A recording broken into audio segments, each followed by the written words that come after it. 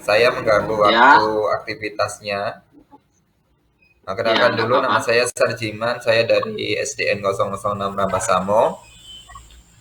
Ya, Kebetulan di tugas modul 3.1 guru penggerak itu kan ada suruh mewawancarai 2 atau 3 kepala sekolah.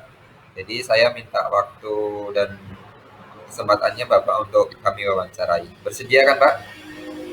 ya, Insya Allah bersedia. Ya, Langsung aja kita ke poin pertama.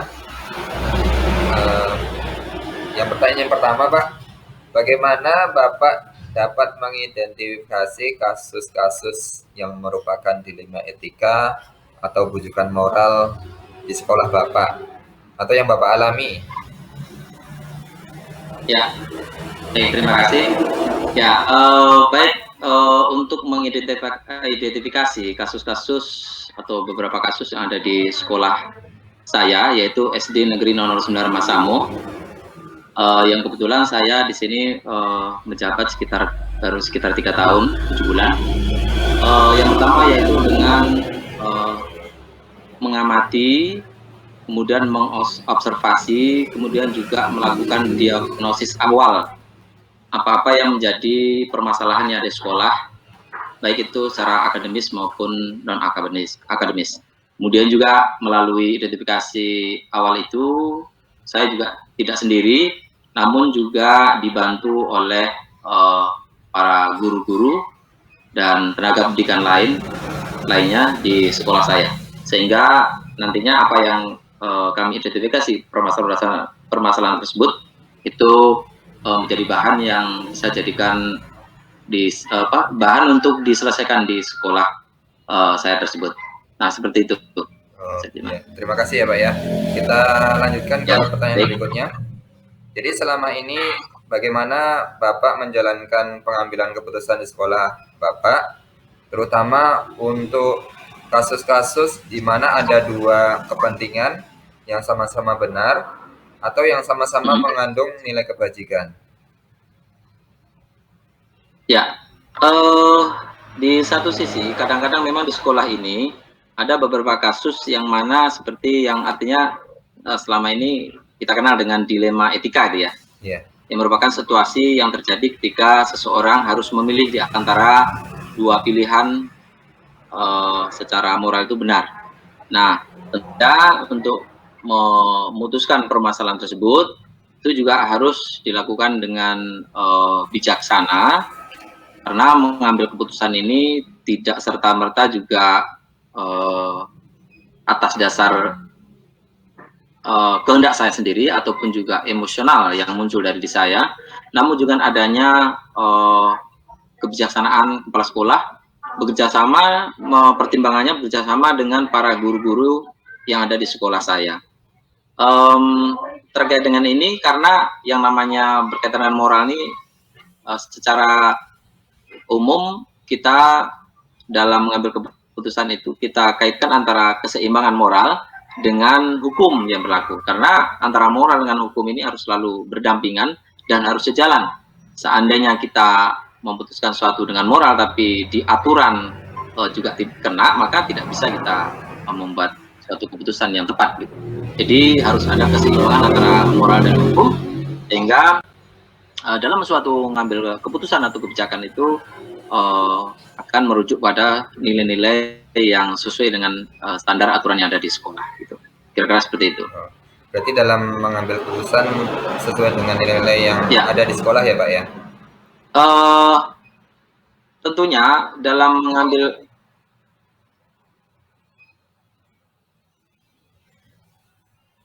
ya, ya, betul, betul. Oke Pak, kita Ya, lanjutkan ya. ini tentunya didukung juga dengan pertimbangan-pertimbangan yang matang, pertimbangan-pertimbangan yang sudah dibahas ataupun sudah dipertimbangkan oleh para guru bersama kepala sekolah. Ya, itu seperti itu. Oke Pak. Jadi langkah-langkah atau prosedurnya itu seperti apa yang biasa Bapak lakukan selama ini?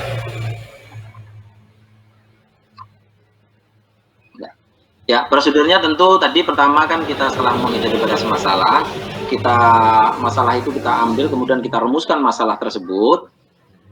Kemudian selanjutnya kita buat suatu kesepakatan ataupun suatu wadah di mana sebuah masalah itu kita musyawarahkan, kita agendakan dalam sebuah musyawarah di sekolah ataupun rapat.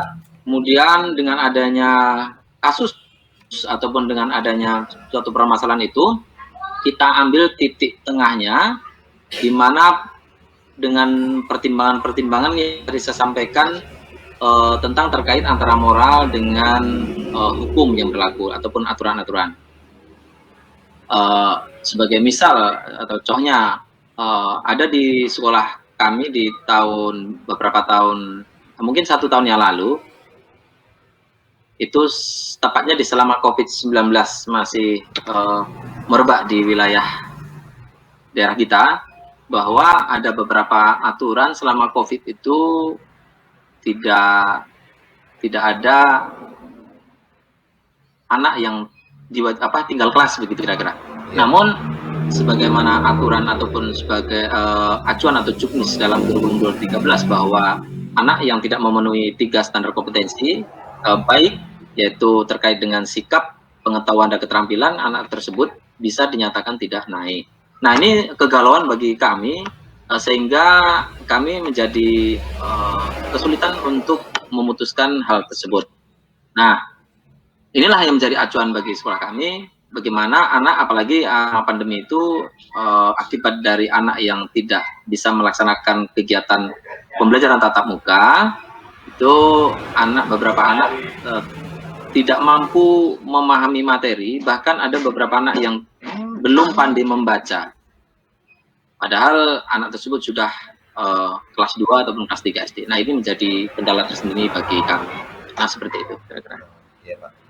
Berarti kita lanjut lagi yang ke berikutnya nih, Pak ya. Pertanyaan berikutnya itu, hal-hal apa saja yang selama ini Bapak anggap efektif dalam pengambilan keputusan pada kasus-kasus dilema etika yang seperti yang Bapak tadi sampaikan? Ya, dalam pengambilan keputusan yang saya rasa efektif adalah seperti kasus yang kami alami di sekolah kami terhadap anak yang kurang mampu membaca, dan tentu kami naikkan karena selama pandemi itu tidak ada anak yang tidak naik, harus dinaik karena capaian kompetensi tidak diutamakan di situ karena pandemi. Nah, kami memanggil orang tua siswa yang memiliki kemampuan membacanya kurang baik. Kami panggil untuk berdiskusi ke sekolah beserta dengan majelis guru terkait, ya ini melibatkan guru kelas dari sekolah. Setelah kami panggil, kami sampaikan tentang keadaan anak tersebut dan kami berupaya untuk bagaimana cara memecahkan masalah tersebut. Nah, kami beri solusi dengan kerjasama dengan antara orang tua dengan siswanya di rumah, bagaimana cara menangani kesulitan belajar anak, sehingga mengapa anak tersebut yang harusnya sudah pandai membaca namun di tingkat kelas 2 atau tingkat 5 kok belum pandai membaca. Nah, selain itu kami beri solusi juga bahwa sebaiknya, karena guru itu di sekolah hanya mengajar pada anak didik kita itu hanya sekitar antara 5 atau 6 jam. Jadi kami beri gambaran untuk saling membantu bekerjasama, dibuat atau dikan anak tersebut ke les privat. Jadi kebetulan di dusun sebelah kami di Sidoarjo itu ada anak mahasiswa yang membuka les privat untuk belajar anak, khususnya ya tentang membaca awal, calistung, membaca, bertulis dan berhitung. Jadi kami mohonkan orang tua wali murid untuk diupayakan, dibantu anak itu supaya di les privatkan, sehingga selain dari materi pembelajaran yang ada di sekolah dari gurunya, juga dapat materi belajar dari guru privat tersebut. Nah, itu solusi. Itu solusinya ya, Pak ya? Ya. Dalam mengambil keputusan. Oke, Pak, kita lanjutkan ya. Jadi tadi solusinya sudah Bapak sampaikan ya, pengambilan keputusan kan. Kemudian Ya, hal-hal apa saja yang selama ini merupakan tantangan dalam pengambilan keputusan pada kasus-kasus dilema etika yang Bapak sampaikan seperti yang tadi? ya, baik. Ya, tantangan dengan adanya ini, yaitu permasalahannya, yaitu dari orang tua itu sendiri. Kadang orang tua sendiri dengan adanya sibuk dengan pekerjaan kesehariannya, baik dengan sibuk dengan kegiatan di rumah maupun kegiatan di kebun, maka kadang-kadang perhatian orang tua terhadap anak akan belajar itu sedikit berkurang. Kemudian juga motivasi untuk meningkatkan pembelajaran di rumah terhadap anak itu juga kadang-kadang kurang. Ada sebagian orang tuanya ini yang mau dia mendukung kegiatan les privat ke anak, tapi anak ini sendiri memiliki kemampuan yang agak kurang juga sebagian. Artinya ini terkait dengan anak ini kurang termotivasi untuk belajar, atau mungkin barangkali sedikit anak ini memiliki pengetahuan yang ini inklusi ya. Seharusnya anak ini sebagian kalau berkebutuhan khusus, namun sebenarnya kalau dikatakan berkebutuhan khusus tidak juga, cuman kadang anak ini tingkat kesadaran untuk belajar itu belum ada di tingkat SD ini atau di tingkat kelas 2, 3. Kadang-kadang mereka akan muncul kesadaran belajarnya itu sudah kelas 4, 5, 6. Selanjutnya juga terkendala dengan media, gangguan media saat ini yang seperti handphone, yang mana anak yang seharusnya fokus kepada belajar dulu di tingkat sekolah dasar, tapi kadang-kadang anak ini sudah terganggu dengan adanya permainan yang ada di handphone ataupun di smartphone yang dia miliki. Itu juga merupakan kendala bagi kami. Namun secara umum beberapa siswa sudah mulai baik, sudah mulai bisa untuk membaca, sudah ada peningkatan progres atau peningkatan yang mengarah kepada keterampilan membaca yang sudah mulai baik. Nah, itu akan kami terus laksanakan atau kami lakukan, terutama nanti di akhir semester ganjil ini atau semester 1 ini, untuk kami upayakan mengundang kembali orang tua wali murid untuk melihat kembali perkembangan dari anak tersebut, bagaimana upayanya, apakah tetap masih berjalan atau sudah tidak berjalan. Artinya kalau secara umum anak ini sudah mulai baik, kalau sudah baik tentunya kalau bisa dilanjutkan terus privatnya begitu. Jangan sampai nanti udah mulai bagus tapi udah tidak privat lagi atau tidak les lagi. Nah, itu kira-kira seperti itu. Kalau tantangan dari sekolah Bapak, misalkan dari guru-guru, ada nggak di dalam Bapak mengambil keputusan? Kalau tantangan dari kami untuk mengambil keputusan sepertinya tidak ada, karena secara umum para Bapak Ibu guru di sini itu sangat mendukung sekali. Bahkan kalau misalnya ada anak ataupun siswa yang mau belajar ke rumah guru pun, kapanpun, siang, sore, ataupun malam, itu dilayani. Artinya mereka mau gitu. Di luar sekolah pun para guru-guru kami itu mau untuk mengajari anak tersebut sehingga bisa membaca, bertulis maupun berhitung, asalkan ya diantarkan oleh orang tuanya. Nah, begitu. Oke Pak, kita lanjutkan lagi ya. Ya. Apakah Bapak memiliki sebuah tata kelola atau jadwal tertentu dalam sebuah penyelesaian kasus dilema etika? Kemudian, apakah Bapak langsung menyelesaikan di tempat atau memiliki sebuah jadwal untuk menyelesaikannya? Bentuk atau prosedurnya seperti apa yang Bapak jalankan? Ya, untuk menyelesaikan sebuah dilema permasalahan di sekolah itu kami sebenarnya tidak memiliki jadwal tertentu, namun kami selalu mengidentifikasi permasalahan-permasalahan selama dalam kurun waktu tertentu. Misalnya dalam 1 bulan ini, 2 bulan ke depan, apa permasalahan yang menjadi dilema etika yang ada di sekolah kami. Dan setelah nanti kita dapatkan permasalahan tersebut, langsung action. Kami langsung lakukan kegiatan permasalahan tersebut untuk menyelesaikan masalah tersebut, baik di rapat-rapat kami agendakan di rapat majelis guru maupun di kegiatan di luar rapat. Artinya kami terus dengan guru di jam-jam tertentu, waktu-waktu tertentu untuk menyelesaikan masalah tersebut. Ya sambil kira-kira bertukar pikiran ataupun saling sharing dengan permasalahan-permasalahan baik ruang lingkupnya yang ada di rumah terkait dengan anak tersebut, kesulitan belajarnya, juga kesulitan belajar yang ada selama yang berada di sekolah. Berarti langsung ya Pak, nggak usah menunggu waktu khusus dan Iya, tidak ada langsung. oke. Karena menyelesaikan masalah itu kan lebih cepat lebih baik, begitu prinsip kami. Lebih cepat lebih bagus ya Pak. Kemudian Pak, Ya, kemudian selanjutnya nih, ya, adakah betul. seseorang atau faktor-faktor apa yang selama ini mempermudah atau membantu Bapak dalam pengambilan keputusan dalam kasus-kasus dilema etika?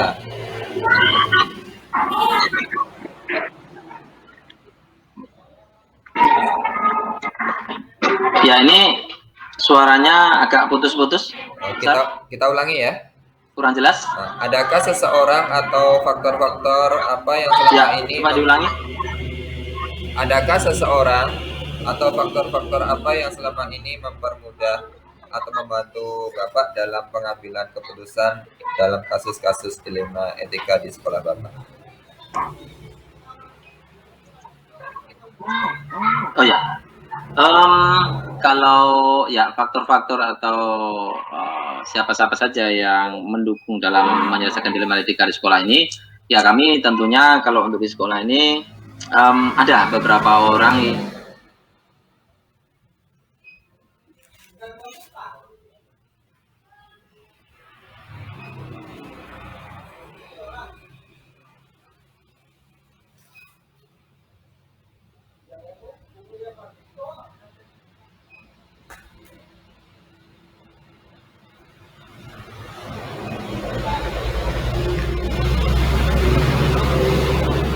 Kemudian kami juga bekerja sama dengan pihak-pihak seperti pihak orang tua wali murid, kemudian juga komite, juga kadang-kadang kami juga bertanya kepada pengawas senior, pengawas pembina yang ada di Kecamatan Ramasamo, baik yang masih aktif menjadi pengawas maupun yang sudah tidak aktif lagi, namun memiliki pengetahuan ataupun memiliki pengetahuan terkait dengan permasalahan-permasalahan yang ada di sekolah. Yaitu seperti itu kira-kira. Nah, ini pertanyaan yang terakhir ini Pak. Oke, ya. Dari semua yang Bapak sampaikan tadi, pembelajaran apa yang dapat Bapak petik atau ambil dari pengalaman Bapak mengambil keputusan dilema etika yang terjadi di sekolah atau yang Bapak alami? Ya, oke. Ya, pembelajaran yang bisa kita ambil dari pengambilan keputusan tentang terkait dengan dilema etika ini. Jadi tentunya dengan adanya dengan adanya kita memecahkan suatu masalah secara bersama-sama. Jadi kita belajar lebih bijak lagi, belajar lebih memiliki tingkat keadilan yang baik ataupun memiliki kemampuan yang baik, pengendalian emosi dalam mengambil sebuah keputusan. Jadi mengambil keputusan itu harus didasarkan dengan suatu landasan yang terkait dengan prinsip keadilan dan juga kebijaksanaan.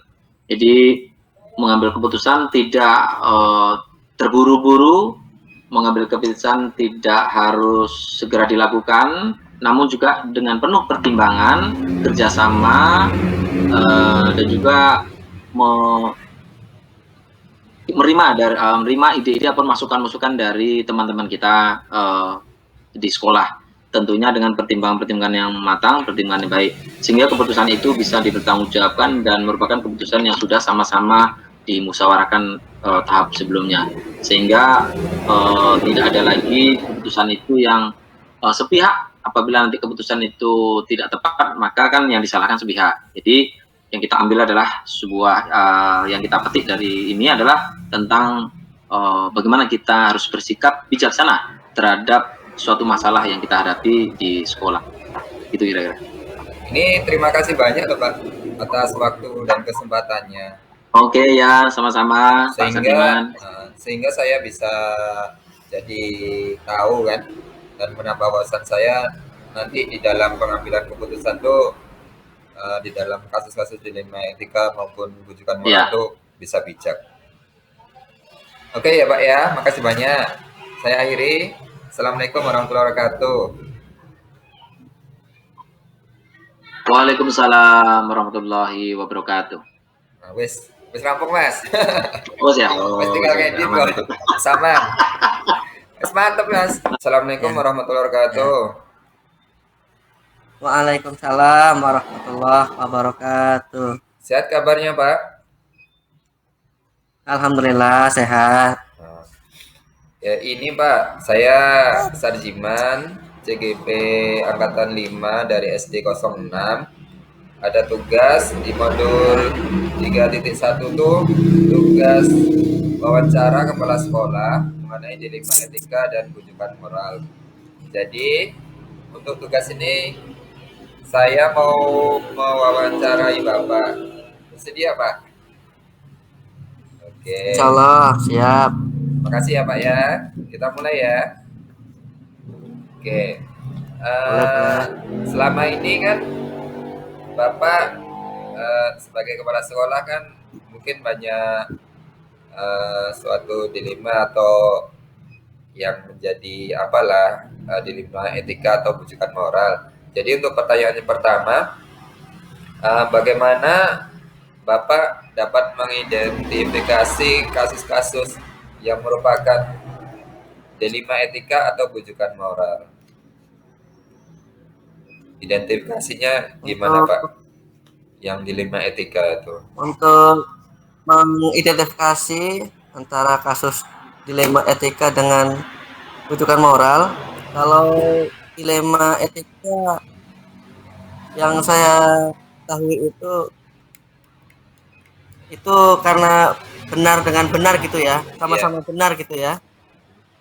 Nah, kalau rujukan moral itu kan memang berkaitan dengan moral yang salah gitu kan, dengan kebenaran atau benar dengan salah.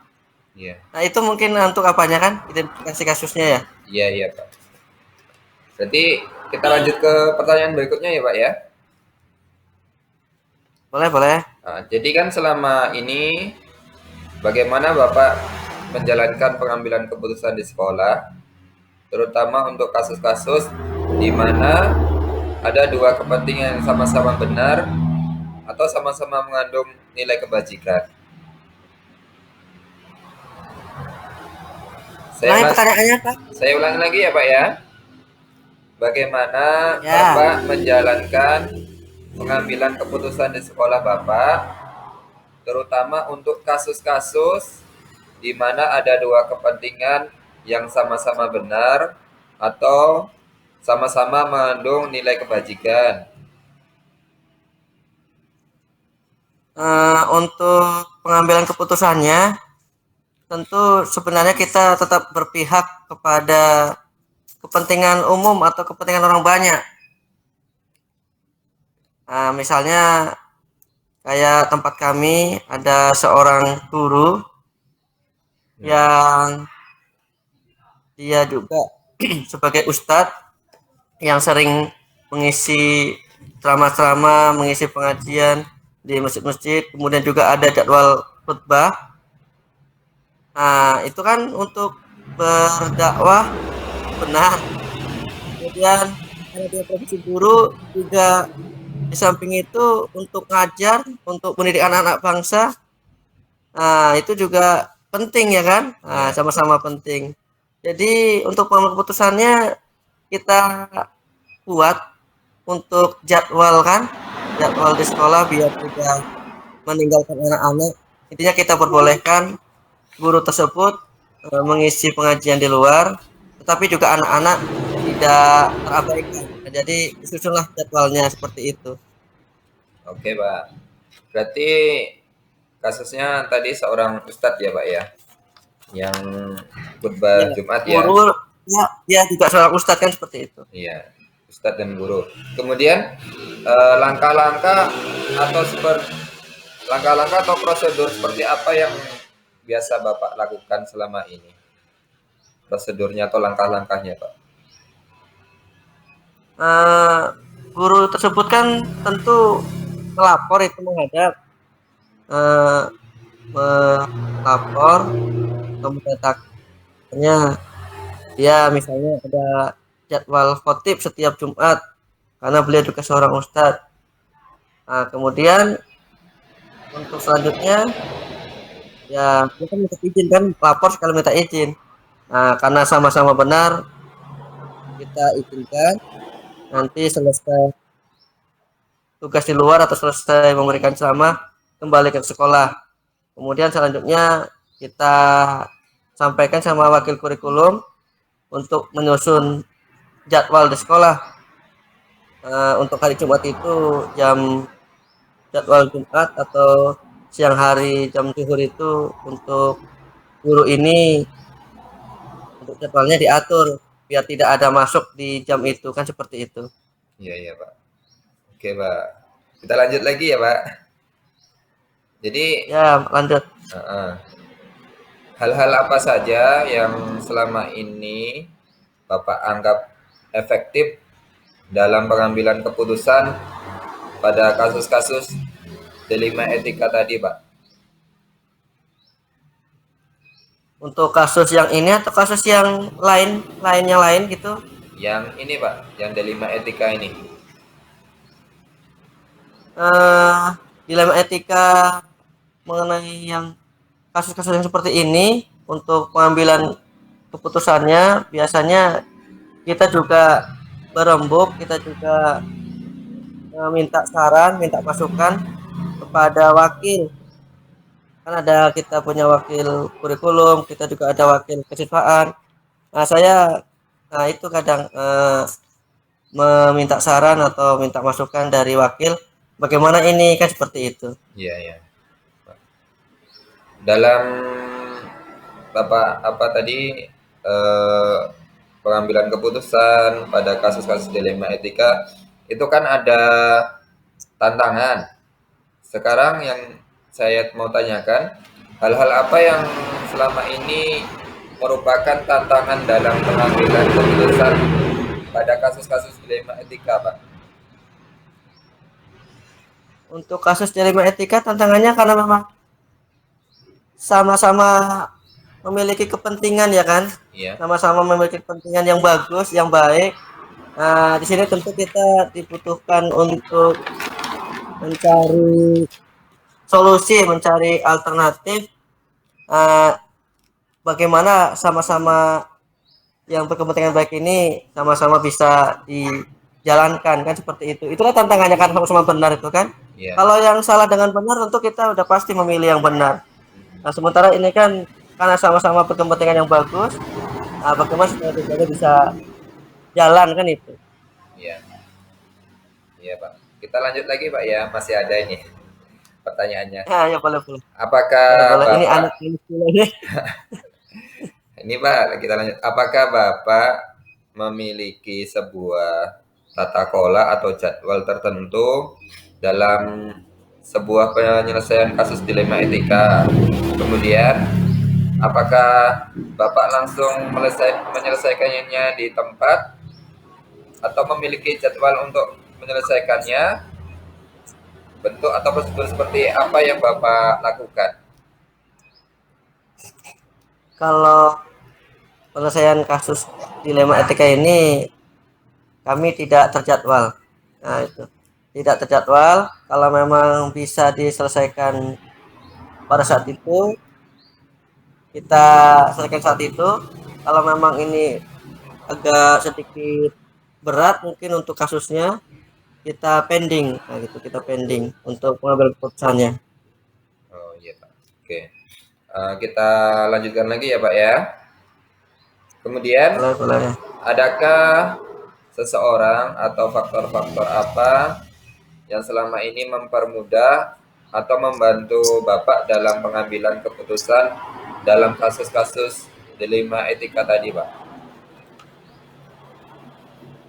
Untuk yang mempermudah atau seseorang membantu, sebenarnya kalau kasus-kasus dilema etika itu lebih efektif kita bawa ke rapat atau ke ini musyawarah dewan guru. Nah, nanti apa hasil musyawarahnya kita laksanakan. Kalau musyawarah kan kesepakatan bersama, kan seperti itu. Kemudian untuk kasus-kasus yang agak ringan atau agak mudah, nah itu biasanya yang kita minta saran atau masukan ke wakil sekolah, baik itu wakil kurikulum maupun wakil perusahaan. Nah kalau ke wakil kan, nah itu. Berarti kalau di SMP sekolah Bapak banyak lah ya Pak ya orang yang mempermudah atau membantu ya Pak ya dalam pengambilan keputusan ya. Ya alhamdulillah lah ada wakil kan itu. Nanti kalau memang tidak selesai juga dengan bantuan wakil, kita bawa ke musyawarah atau ke rapat guru. Oh, gitu. Oke Pak, ini yang terakhir Pak. Pertanyaan terakhir. Dari semua hal yang telah Bapak sampaikan, itu pembelajaran apa yang Bapak dapat petik dari pengalaman Bapak dalam mengambil keputusan dilema etika ini, Pak? Pembelajaran yang dapat diambil ya. Iya, sebagai kepala sekolah kan sering menghadapi dilema etika kan. Jadi yang namanya kita orang hidup, manusia hidup, selama kita hidup kan sudah pasti memiliki masalah. Nah, pelajaran yang dapat kita ambil, kita adalah makhluk sosial. Walaupun kita memiliki jabatan, walaupun kita sebagai pimpinan, itu juga tidak boleh semena-mena, tidak boleh juga kadang langsung mengambil keputusan secara pijakan pribadi gitu ya kan. Nah, kalau memang bisa kita ambil keputusan pijakan pribadi, kalau memang itu nggak apa-apa atau memang berakibat bagus, ya nggak ada masalah. Tapi kalau untuk kasus-kasus dilema etika ini biasanya kan agak berat ini kasusnya, Iya. karena memang sama-sama berkepentingan yang bagus kan. Nah itu kita kadang butuh bantuan, butuh manusia lain. Jadi sikap pelajaran kita makhluk sosial, tidak bisa hidup sendiri, kita butuh manusia lain juga. Kemudian yang kedua yang dapat kita ambil pelajarannya, karena kita ini hidup udah pasti memiliki permasalahan-permasalahan, tentu kita juga harus mencari solusi, mencari jalan keluar yang terbaik. Nah, kan seperti itu ya. Iya. Dan kalau memang ini sama-sama benar, tentu kita ambil yang prioritas. Nah, yang prioritas kita pakai skala prioritas. Ada yang prioritas 1, 2, 3, 4 atau 5. Nah, kita ambillah prioritas yang paling tinggi kan, prioritas yang pertama mungkin kan itu. Iya. Jadi skala prioritas yang kita ambil, Pak. Oke. Ini terima kasih Mungkin banyak untuk ya, Pak. pelajarannya. Terima kasih Ya. banyak sudah berkesempatan waktu sehingga bisa saya mewawancarai. Mudah-mudahan apa yang Bapak sampaikan itu menjadi pembelajaran buat saya juga ya Pak. Jadi Amin. Sama-sama. saya mohon maaf juga tadi di dalam penyampaian wawancara bila ada kesalahan kekurangan saya mohon maaf ya Pak ya. Kemudian saya akhiri. Assalamualaikum warahmatullahi wabarakatuh.